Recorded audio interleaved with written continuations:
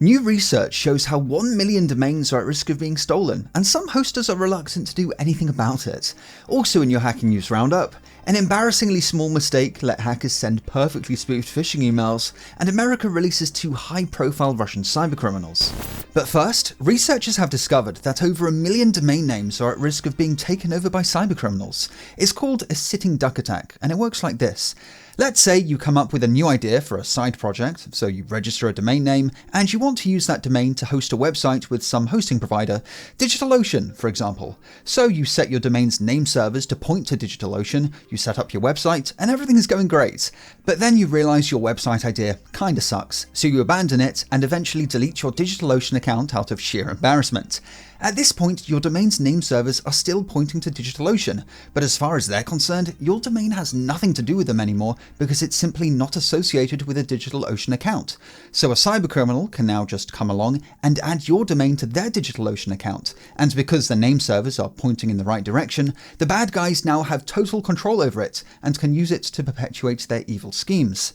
This is essentially how a sitting duck attack works, and I used DigitalOcean as an example here because, according to researchers, they're one of the dozen or so hosting providers who are vulnerable. And to be clear, for this to work, it doesn't matter who the registrar is, rather it depends on whether your hoster, the guys you're pointing your domain to, allows people to add domains to their account without having to first verify that they own it. And to make matters worse, this problem has been known about for years, but it's gotten very little public attention. It was first identified in a blog post back in 2016, and a couple years later, there was a case of cybercriminals using this method to hijack a bunch of domains for use in sextortion phishing scams, and even sending fake bomb threats. In that case, it was domains belonging to well-known companies that were hijacked. These domains weren't being actively used by those companies, rather they were probably just registered so nobody else could use them, just for, brand protection. So you can imagine these kinds of domains are very easily forgotten about, especially when the company who owns them maybe switches up their DNS providers without updating the registrar's records, leaving the domains open to being hijacked. But since this campaign in 2019, sitting duck attacks have gotten very little media attention. There are other domain takeover attacks that have gotten more airtime, but not the sitting ducks. Meanwhile, researchers at Eclipsium and Infoblox, who are behind this new research, have confirmed that more than 30,000 domains have been hijacked since 2019, and they reckon over 1 million are today likely vulnerable. As for actually fixing the issue, Krebs on Security interviewed a number of hosters, and I'll link this article below. Whilst some of them have committed to exploring domain verification options, there's a bit of a blame game going on, with some of these companies saying that it's just not their problem to solve, that if you point a domain somewhere that you don't control, you shouldn't be surprised when bad things happen, and in fairness, I suppose they do have a point. A massive phishing operation that researchers are calling echo spoofing saw hackers sending tens of millions of emails from brands including IBM, Disney and Nike, and these emails were perfectly spoofed, as in the recipients had no real clue that this was just spam coming from hackers looking to grab their credit card details. This campaign exploited Proofpoint, a cybersecurity company that provides email security and protection services to 87 of the Fortune 100 companies, so a lot's riding on Proofpoint here. Their email protection service provides a kind of firewall for emails, which ironically exists to prevent against the spoofing of emails. However, hackers were able to hijack it so they could do just that, send emails which appeared to be totally legitimate. This was possible due to very bad default SPF records. An SPF record essentially specifies which servers are allowed to send emails from a domain. It's the first line of defense against email spoofing, and is one of the reasons why email spoofing tools which allow you to just change the from address to whatever you want just don't work nowadays. However, Proofpoint kinda screwed up here, because for customers using Outlook, like Disney, Proofpoint's default SPF records meant that any emails sent from Office 365, regardless of who was sending them, would be accepted and relayed to the recipient. This was a bit of a disaster, because it meant that cybercriminals could spin up a VPS hosting their own email infrastructure, and then use Office 365 as a relay, pointing it to Proofpoint, which would then process those emails as if they were totally legit and came from Disney itself. This meant they were even signed as being genuine Disney emails before they were then forwarded on to the unlucky recipients. Recipients who would have no real clue this was spam. Maybe you'd think the sender address looks a bit odd, but if you checked the email headers just to be sure, it passes all the checks, so there's no real reason to think this isn't legit. This has all been going on for a good while.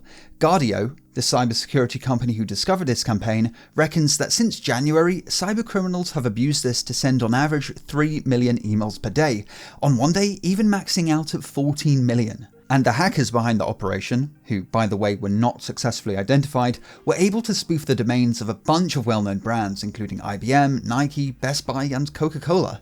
The problem though is now fixed, with Proofpoint creating a new admin panel which essentially just makes it easier for companies to specify which Microsoft tenant domains are allowed to send emails.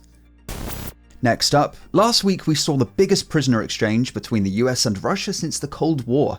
The Russians released 16 prisoners and got 8 people in return. Much has been made of the Wall Street Journal reporter who was freed and the convicted FSB assassin released back to Russia. But what's got very little attention is that 2 of the Russians released are the high-profile hackers Roman Seleznev and Vladislav Klyushin. Who are these guys? Up until a few days ago, Roman Seleznev was 7 years into a 27-year prison sentence for his career in credit card fraud. The guy made a business of hacking retail point-of-sale systems, infecting them with malware and scooping up credit card details, which were then sold on various carding sites. But he wasn't just a vendor. The guy is alleged to have operated many of these sites, including Tupac.cc. And being a high-profile cybercriminal, Roman was careful not to visit any countries which had extradition treaties with the United States.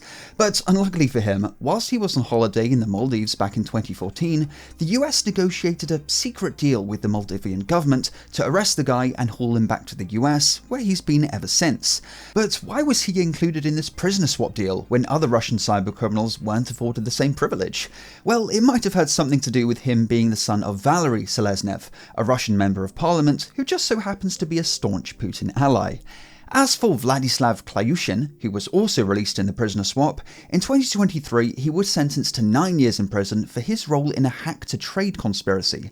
Along with his co-conspirators, he hacked into the networks of accountancy firms used by massive corporations like Tesla, IBM and Microsoft, and then hunted for confidential earning reports, which were then leveraged to make stock trades before those documents were made public. This made Vladislav very rich. The feds claim he personally made $34 million from his scheme, but just like in Roman Seleznev's case, it all came to an end whilst on holiday. The backdrop here was Switzerland. Shortly after arriving by private jet for a skiing holiday, he was scooped up by the feds and carted off to America, where he's been spending the last few years before being released a few days ago. And why was he included in the swap?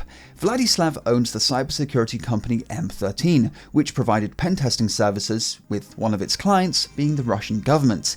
To say he has friends in high places might be a bit of an understatement, because the guy had previously received Russia's Medal of Honor from Putin himself. As always, thanks for watching and I'll see you in the next video. Have a good one.